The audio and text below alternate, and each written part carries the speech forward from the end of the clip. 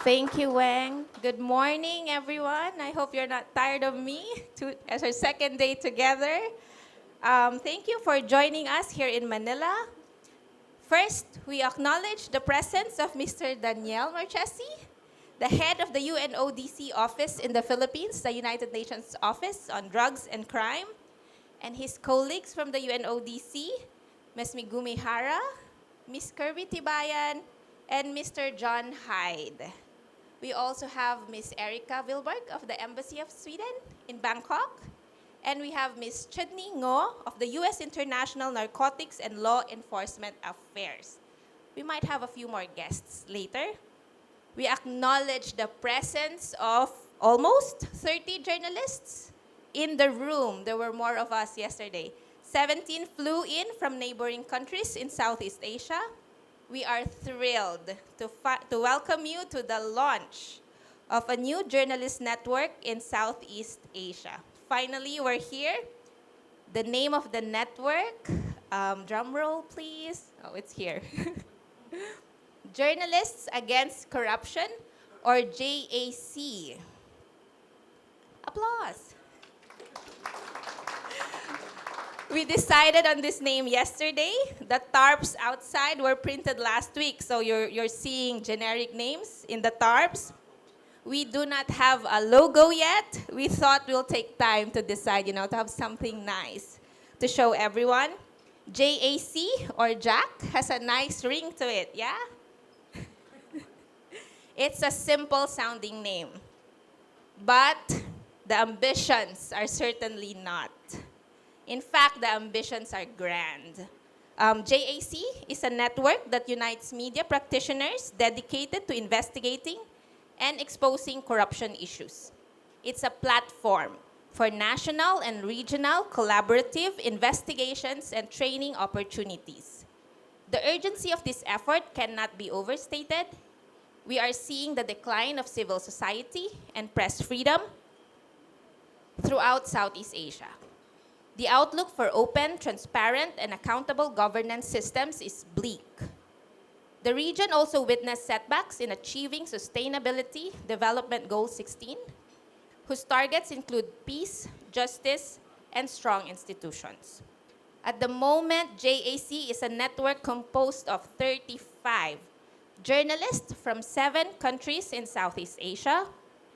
We have 4 members from Cambodia. I counted Jack from Cambodia. If we may ask our participants to stand up to be recognized. If you can stand up, very quick, thank you. 4 from Indonesia. We are happy to have 1 from Laos, 2 from Malaysia, 4 from Thailand, 2 from Timor-Leste.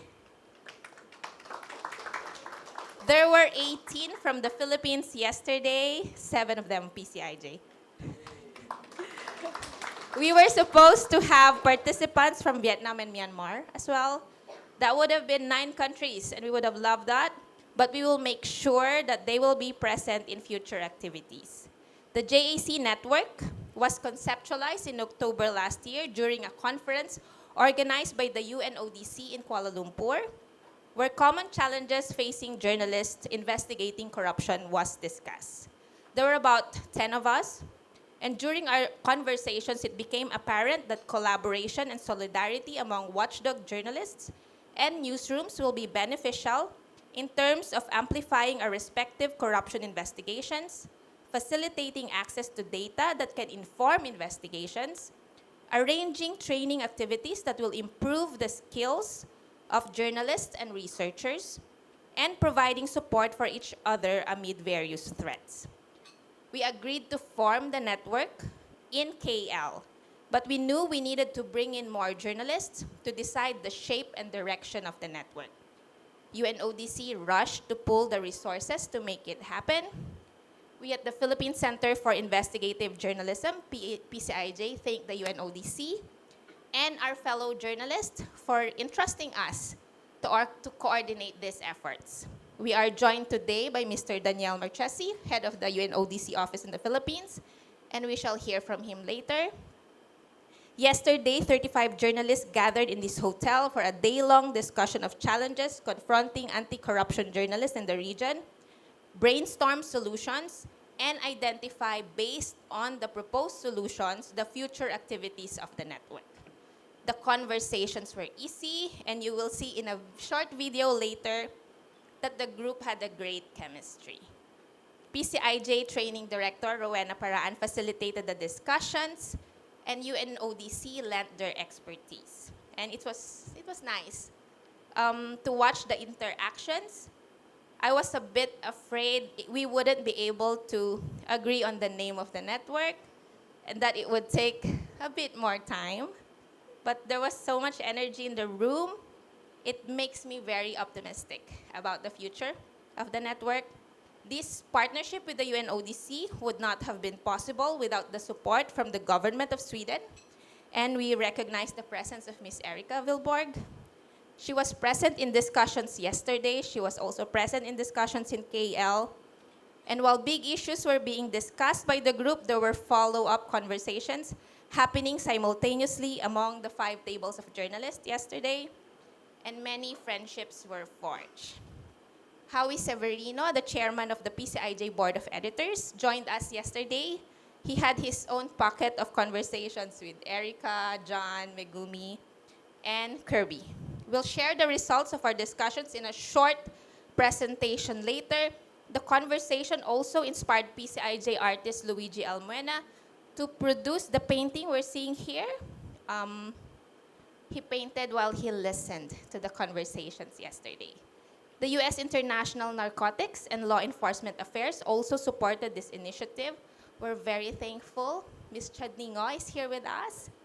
We think this is an unprecedented gathering of anti-corruption journalists in the region, at least in the recent years. This is also the first time for PCIJ after a while, and definitely since the pandemic, to organize a regional Southeast Asia face-to-face event. The training team worked tirelessly. We thank Rachel, Martha, Sita, Aaron, and PCIJ shall have more of these activities. PCIJ will continue to coordinate the pilot period of the JAC network, and it's definitely a role that PCIJ would love to perform. Beyond the piloting period covering the partnership with UNODC, the JAC is designed to be a self-sustaining initiative, and we have organizations watching us on Zoom, and I think we may have more guests this morning. We hope they will become JAC's partners in future activities.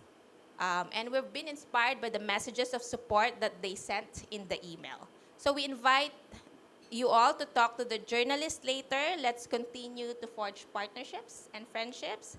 Thank you and good morning.